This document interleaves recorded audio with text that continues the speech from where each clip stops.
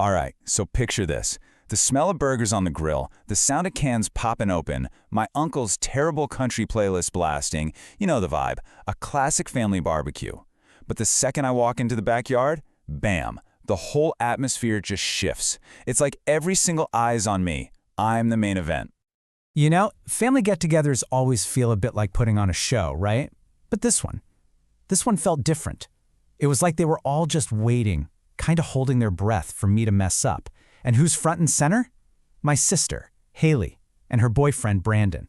And Brandon's got this smirk. You know the one. It just radiates, I'm better than you. And yeah, he's about to be a major player here. So yeah, let's break down this whole trap, because that's exactly what it felt like. It all starts with that fake nice small talk. The little questions that aren't really questions, and the looks. Man, the looks say it all. The air is just thick with judgment before anyone's even taken a bite of food. Here's the thing. There's the world they think I live in, and then there's, reality. In their version, I'm the artsy one, jobless, just figuring things out. My uncle's making his little jokes, and my sister Haley, she loves it. It makes her look good, right? The responsible one. But the truth? I'm the CEO. I run my own company. That little project they're all whispering about, it's a real business that employs people. People exactly like Brandon. And this is what really gets me. Haley jumps in all sweet and protective. "Oh, don't tease her," she says. But it's not a defense, it's a dig. She calls it my little project. Every single word is just another nail in the coffin of their fake narrative, painting me as this flaky kid who can't get it together. It's just infuriating. So the little comments and jabs just keep piling up. But the one that really pushed me over the edge, it came from the one person who absolutely, positively should have kept his mouth shut.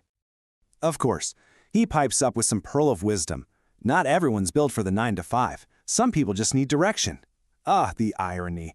Seriously, this is coming from the guy who couldn't hit a deadline to save his life.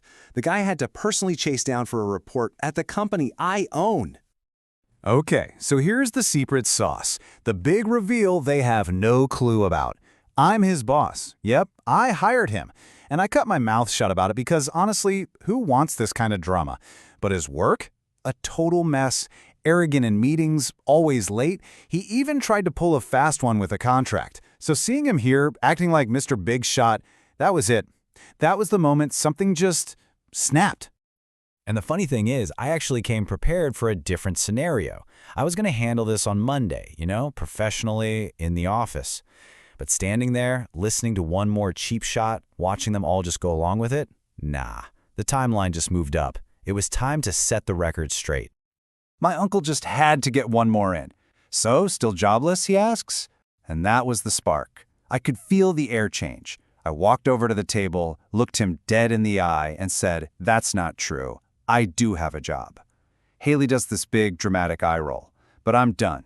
I reach into my bag, and I feel it. The envelope. I pull it out, slap it down on the table right next to Brandon's plate of potato salad, and I say it. He works for me. Oh man, you could just see the short-circuiting happening around the table. Haley's head whips around to Brandon like, is she kidding?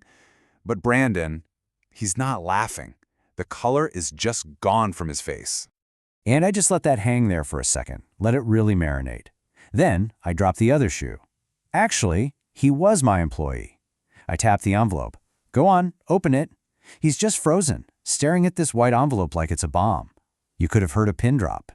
So he finally, slowly, picks it up and opens it. And you can see the exact moment the words register. That smug mask he wears, it just shatters. His whole body goes rigid.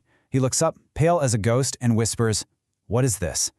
And I just said, "It's your termination letter, effective immediately." And, well, you can probably guess what happened next. Total chaos. Everybody's whispering, Haley's gearing up to explode, but me? I was weirdly calm. Because for the first time, I had all the cards. I had the truth. Right on cue, Haley loses it. "For what? You can't do this!" So I just laid it out, kept my voice even. I told her about the missed deadlines, the chronic lateness, the inappropriate comments he made in team meetings, the time he tried to alter a contract. This wasn't some petty family squabble. This was a professional decision based on his terrible performance. Her next move was to say I was embarrassing him. I just shut that right down. He embarrassed himself, I told her. I'm just the one holding the mirror. She tried to make it about us, sister drama, but I wasn't having it. This was a business issue, period. Then my Uncle Derek, who's still trying to compute all of this, finally speaks up. You run a company? And I just smiled and said, yep, a tech marketing firm. And then, just for fun, I gave him the number. We have 48 employees. 48. You could literally see his entire perception of me rebooting in real time.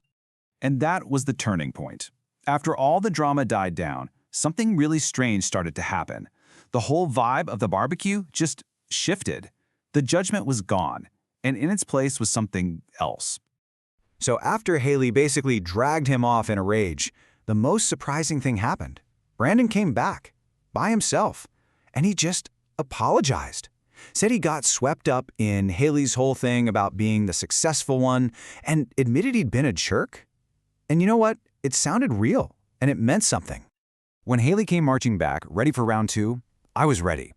I just told her straight up, Haley, this was never a competition. I don't care about titles. I just wanted you guys to treat me like an equal. I told her you made this a game. Well, I'm not playing anymore.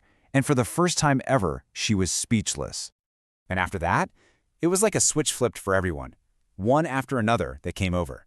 My cousin Leo apologizing for all the jokes, my mom telling me she was proud, and that she felt bad for not really listening before. Even Uncle Derek came over and admitted he was totally out of line.